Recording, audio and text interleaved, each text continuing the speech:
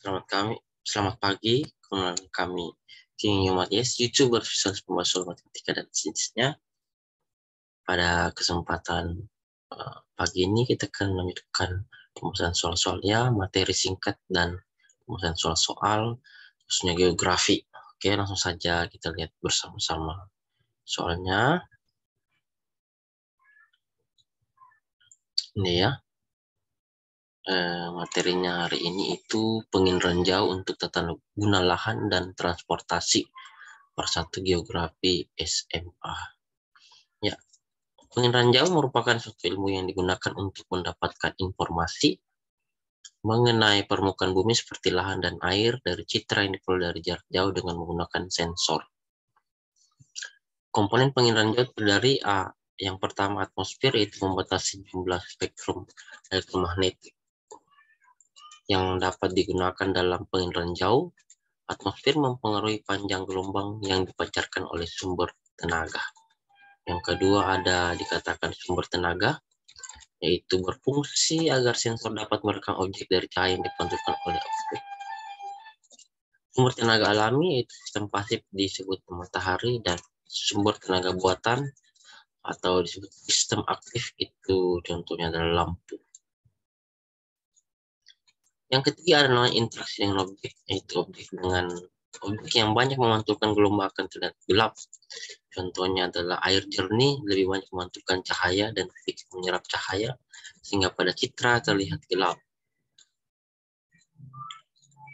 Perolehan data, yaitu dengan cara menginterpretasikan foto udara atau citra. Kelima, pengguna data, yaitu kemampuan menganalisis dan kesesuaian terhadap data. Keenam, sensor atau alat perekam objek. Dari resolusi spasial, itu kemampuan sensor merekam objek terkecil yang ada di permukaan bumi.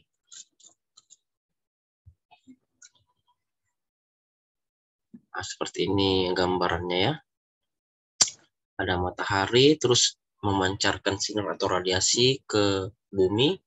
Ada yang kena gedung perumahan, ada yang kena perumahan, ada jalan, ada tanah liat, kena juga rumput, air, dan hutan. Nah, ini area pemukimannya. Lalu satelit yang memiliki sensor itu di cahaya yang mengenai gedung itu terpantul ke satelit, cahaya mengenai jalan terpantul ke satelit, dan rumput terpantul ke satelit, air, dan hutan. Yaitu emisi, pantulan, hamburannya, emisi, pantulan, dan hamburan. Ini terhambur karena bentuknya tidak tetap. Ada atmosfer di situ. Lalu dari sensor ini menuju ke stasiun bumi, dan stasiun bumi mengartikan dalam bentuk data, itu dari fasilitas pengelolaan data, citra, dan sistem analisis citra dan informasi, edit value, dan pengguna aplikasi. Seperti itu sistem kerjanya. Lalu berikutnya teknik dan unsur interpretasi citra. Yang pertama, teknik interpretasi. Data yang tergambar pada citra harus diinterpretasi supaya dapat memberikan informasi yang baik mengenai objek yang ada pada citra. Interpretasi citra penginderaan jauh dapat dilakukan dengan teknik langsung dan tidak langsung. Pertama, teknik langsung, yaitu interpretasi objek yang nampak pada citra secara langsung. Diidentifikasi batas-batas objek yang berbeda, misalkan pemukiman, sawah, danau, dan sebagainya. Yang kedua ada namanya teknik tidak langsung, itu interpretasi objek yang tidak nampak pada citra, tetapi dalam interpretasinya mengasosiasikan dengan objek yang nampak, misalkan menentukan adanya patahan. Hal ini dapat ditentukan berdasarkan adanya kenampakan gawir curam yang lurus memanjang, karena biasanya zona patahan berasosiasi dengan kelurusan gawir. Selanjutnya, kegiatan pengenalan objek yang nampak pada citra dapat dilakukan dengan tahapan sebagai berikut. Yang pertama, deteksi, yaitu pengamatan adanya suatu objek. Misalnya ada kenampakan objek memanjang yang memberikan gambaran mengenai sungai, kemudian ada juga yang kenampakan yang hampir sama dengan sungai tetapi bukan tubuh air, contohnya adalah jalan. Terus yang kedua, identifikasi. Itu upaya mencari objek yang telah dideteksi dengan menggunakan keterangan yang cukup seperti bentuk, ukuran, dan letak objek hasil deteksi. Contohnya adalah adanya dua objek di tengah sawah ditafsirkan sebagai dua orang petani.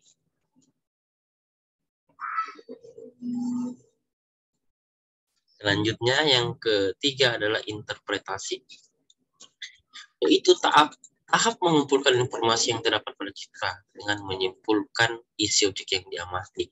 Misalnya adanya dua orang petani yang berada di sawah yang berair diinterpretasikan sedang menanam padi. Berarti pada waktu pemotretan adalah pada musim tanam. Ya, saya rasa itu materi singkat part 1. Masih ada lanjutannya ya. Sekarang kita masuk ke soal-soal UTBK SBMPTN SMA kelas SMA 10 nomor 1 soal materi ranjau untuk tata guna lahan dan transportasi part 1. Ya, mari kita lihat bersama-sama soalnya. Nomor 1. Pengertian ranjau menurut Lilesan dan Kiefer adalah A. Ilmu atau seni untuk mendapatkan informasi tentang objek melalui analisis data yang diperoleh dengan suatu alat tanpa kontak langsung dengan objek. B. Ilmu yang mempelajari objek dengan menggunakan alat tertentu. C. Aktivitas untuk mendapatkan, mengidentifikasi, dan menganalisis objek dengan jalan menggunakan sensor pada posisi pengamatan arah kajian. B. Teknik untuk mendapatkan dan analisis tentang bumi. E. Perolehan informasi tentang bumi dengan menggunakan sensor tanpa menyentuh objeknya. Kita jawab ya. Saya berikan waktu 5 detik. Pause dulu videonya 5 detik dan Anda jawab. Ya, silakan jawab.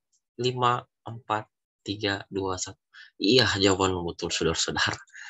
Ya, pengertian ranjau menurut Lilesan dan Kiefer, yaitu ranjau adalah ilmu dan seni untuk mendapatkan informasi tentang suatu objek, daerah, atau fenomena melalui analisis data yang diperoleh dengan suatu alat tanpa kontak langsung dengan objek, daerah, atau fenomena yang dikaji. Jawaban tepat adalah A. Ya. A. Jadi, pengertian ranjau menurut Lilesan dan Kiefer adalah A. Ilmu atau seni untuk mendapatkan informasi tentang objek melalui analisis data yang diperoleh dengan suatu alat tanpa kontak langsung dengan objek. Mantap. Ya, kita lanjutkan. Tapi sebelumnya langkah baiknya menekan tombol like, subscribe, post. Harus ada subscribe di sini. Subscribe, iya. Share, post, promo, download, komentar, dan silakan follow Instagram kami @yomat2022. Dan ini kontak WhatsApp kami WA 081356174015. Ya, kita pindah ke nomor 2 ya. Nomor 2 ini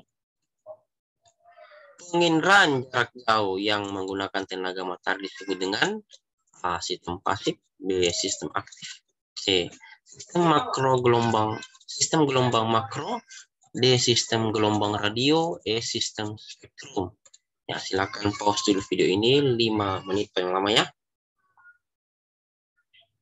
Silakan di pause dan pikirkan jawabannya. Oke. 5, 4, 3, 2, 1, 0. Iya, jawabanmu betul, saudara-saudara. Kita bahas ya.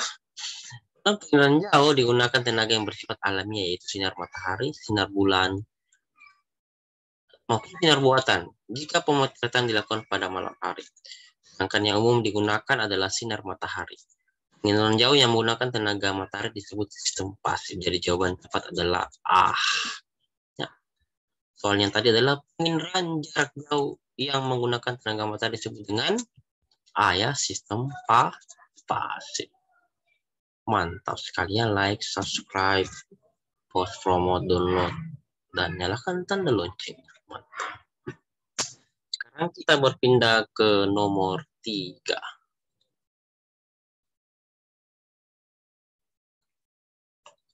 Ini ya. Oke.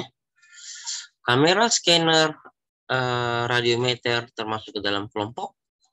Bagian A pesawat, B sensor, C satelit, D citra, E situs. Ya, silakan di-post dulu videonya dan ketentuannya 5 menit.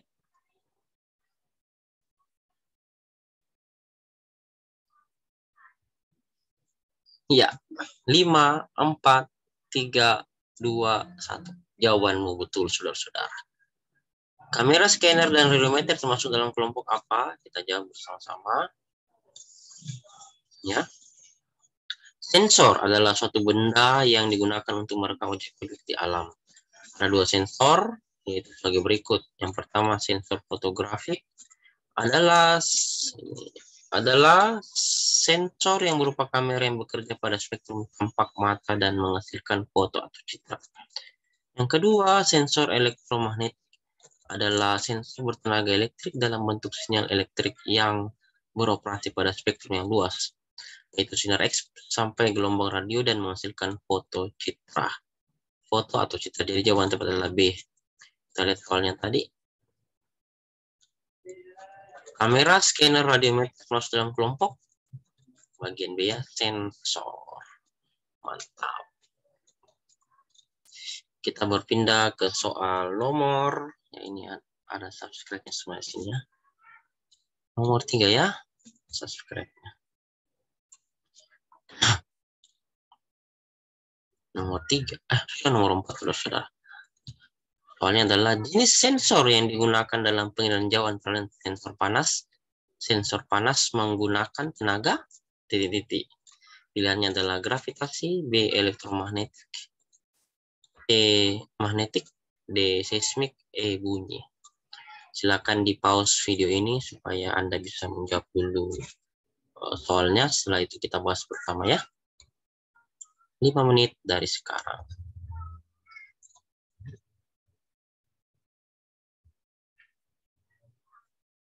5, 4, 3, 2, 1. Iya, betul jawabannya ya. Soal lagi soalnya, jenis sensor yang digunakan dalam pengiriman jauh antara lain sensor panas. Sensor panas menggunakan tenaga. Ya, kita bahas ya. Sensor elektromagnetik adalah sensor bertenaga elektrik dalam bentuk sinyal elektrik yang beroperasi pada spektrum yang luas, yaitu sinar X sampai gelombang radio yang menghasilkan foto atau citra. Sensor elektromagnetik dapat berupa sensor panas. Jadi jawabannya adalah B ya. Kita ulang lagi soalnya. Jenis sensor yang digunakan dalam pengiriman jauh antara lain jenis sensor panas. Sensor panas menggunakan tenaga B ya, elektromagnetik. Oke, betul sekali ya. Sekarang kita pindah ke soal nomor 5. Ya.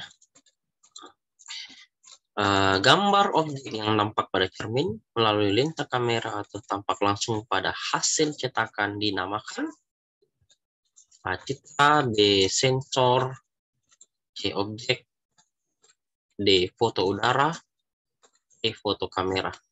Ya, silakan coba dijawab dulu. Silakan pause videonya dan pikirkan dan cari dulu jawaban yang Anda anggap benar. 5 menit dari sekarang.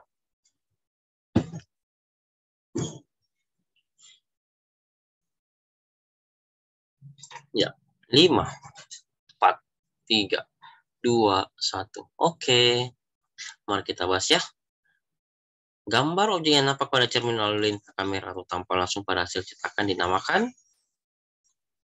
citra. Ya, citra adalah gambar objek yang nampak pada cermin melalui lensa kamera atau tampak langsung pada hasil cetakan. Benda yang tergambar pada citra dapat dikenali berdasarkan ciri yang terekam oleh sensor, antara lain ciri spasial, ciri temporal, dan ciri spektral. Jadi jawaban tepat adalah bagian C. Kita ulang lagi soalnya ya. Gambar objek yang tampak pada cermin melalui lensa kamera atau tampak langsung pada hasil cetakan dinamakan objek. Objek.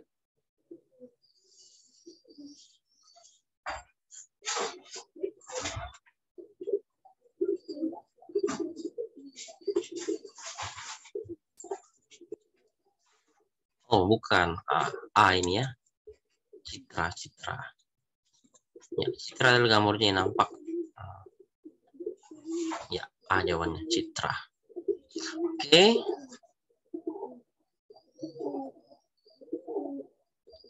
Jawabannya adalah ya, gambar objek yang nampak pada cermin lalu lintas kamera atau tanpa langsung pada akan makan citra. Oke, kita break dulu minum.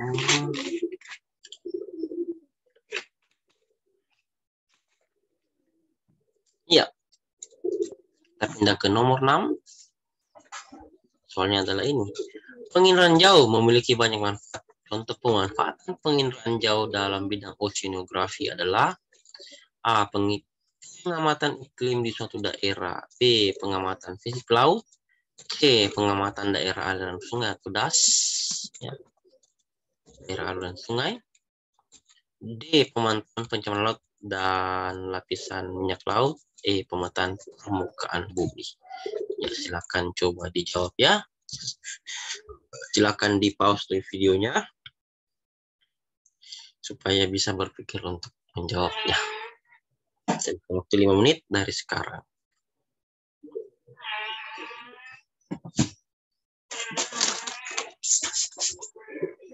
5, 4, 3, 2, 1, 0. Oke, mari kita bahas ya. Penginderaan jauh memiliki banyak manfaat. Contoh pemanfaatan penginderaan jauh dalam bidang oceanografi adalah, mari kita bahas beberapa contoh pemanfaatan penginderaan jauh dalam bidang oceanografi. Yang pertama itu daerah yang terkena tumpahan minyak di laut dan arah aliran air laut yang mengandung endapan dari sungai dapat diidentifikasi melalui foto satelit. Yang kedua, pengamatan sifat fisik laut. Ini ya, misalnya kadar garam. 3, pengamatan pasang surut dan gelombang laut. 4, mencari lokasi suhu permukaan. Dan 5, penelitian erosi, sedimentasi, dan perubahan bentuk pantai. Jadi jawaban adalah D ya, pemantauan pencemaran dan lapisan minyak laut. Itu jawabannya. Soal yang tadi adalah penginderaan jauh memiliki banyak manfaat. Contoh pemanfaatan penginderaan jauh dalam bidang oceanografi adalah ya, pemantauan pencemaran laut dan lapisan minyak laut. Itu dia. Oke. Kita lanjut nomor 7. Soalnya adalah perbedaan antara data visual dan data digital, yaitu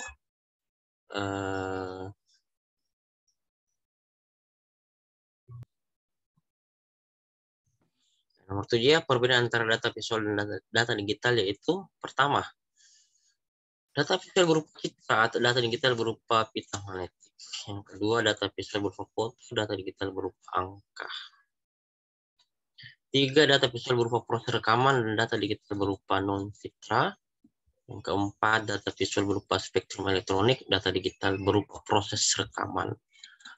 Yang kelima, data visual berupa citra foto, data digital berupa citra non-foto. Ya, silakan di pause dulu videonya dan coba dijawab soal nomor 7 ini. 5 menit dari sekarang ya.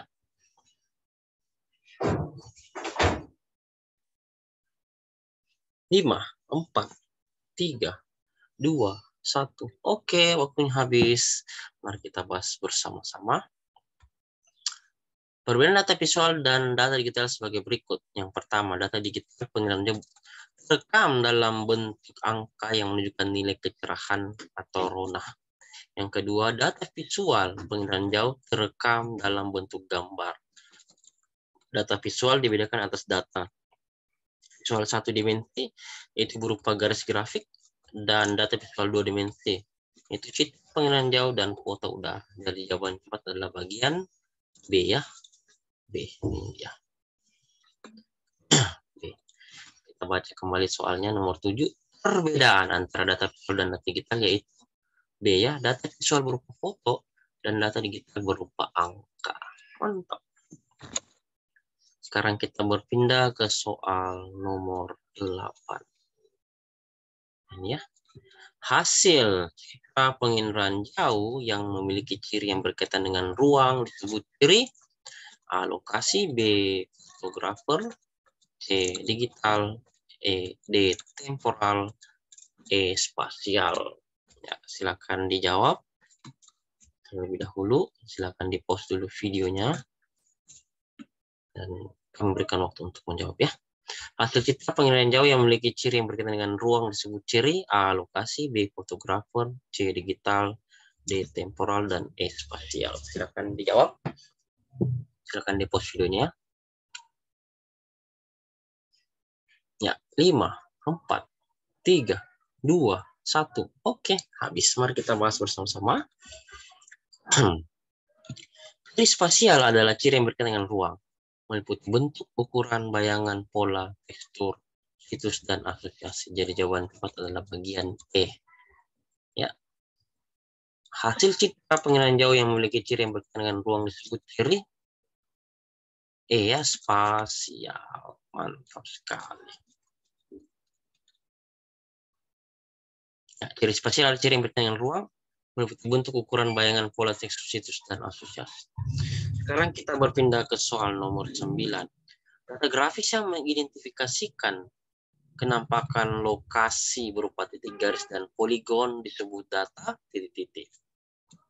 Yang pertama raster, B atribut, C vektor, D nominal, E spasial. Ya, silakan dicoba dijawab ya. Silakan pause videonya dan bisa dijawab. Kami berikan waktu untuk menjawab ya. Saya ulangi soalnya, data grafis yang mengidentifikasikan kenampakan lokasi berupa titik garis dan poligon disebut data raster, atribut, vektor, nominal, spasial. 5, 4, 3, 2, 1. Oke, mantap. Jawaban Anda betul. Kita persia. Data vektor merupakan data yang dapat digunakan untuk menggambarkan informasi geografis secara tepat. Data vektor menampilkan, menempatkan, dan menyimpan data spesial dengan menggunakan titik-titik garis atau poligon. Jadi yang tepat adalah ya vektor, gitu ya, vektor. Iya, itu dia jawabannya vektor. Ya, kita lanjut soal nomor 10. Ya. Berikut ini merupakan komponen-komponen dari SIG, yaitu A. Perangkat lunak, perangkat keras, tenaga operasional. B. Perangkat keras, perangkat lunak, data, sumber daya manusia, metode. C. Cukup dengan komputer beserta perangkatnya dan sumber daya manusia. D. Perangkat keras, basis data, dan sumber daya manusia. E. Perangkat lunak, basis data, sumber daya manusia, dan metode. Silakan di-pause dulu videonya supaya kami berikan waktu dan kesempatan untuk menjawab soal ini. Ya, 5 menit dari sekarang. Soalnya adalah berikut ini merupakan komponen dari SIG, yaitu titik-titiknya. 5, 4, 3, 2, 1. Habis. Ya, jawaban Anda betul, saudara-saudara. Kita bahas bersama-sama. Komponen SIG terdiri atas perangkat keras atau hardware, perangkat lunak atau software, data, sumber daya manusia atau brandware, dan metode. Jadi jawaban tepat adalah bagian B. Bravo ya. Kita ulang lagi soal nomor 10. Berikut ini merupakan komponen-komponen dari SIG, yaitu B ya, perangkat keras, perangkat lunak, data, sumber daya manusia, dan metode. Itulah jawabannya. Rasa cukup dulu part 1 hari ini ya. Terima kasih, selamat belajar. Semoga bermanfaat, positif think, dan salam sukses selalu untuk kita semua. Amin. Ya, demikianlah materi singkat dari kami part 1 ya. Geografi, pengenalan jauh, dan kegunaannya dalam transportasi dan pencitraan. Jangan lupa dukung terus dengan cara menekan tombol like, subscribe, post, and share, nyalakan tombol lonceng agar setiap video baru kami upload dan isi kolom komentar dengan komentar yang baik dan bermanfaat bagi diri dan sesama. Nyalakan tombol loncengnya agar setiap video baru kami upload Anda tahu. Terima kasih dan selamat belajar. Sampai jumpa lagi.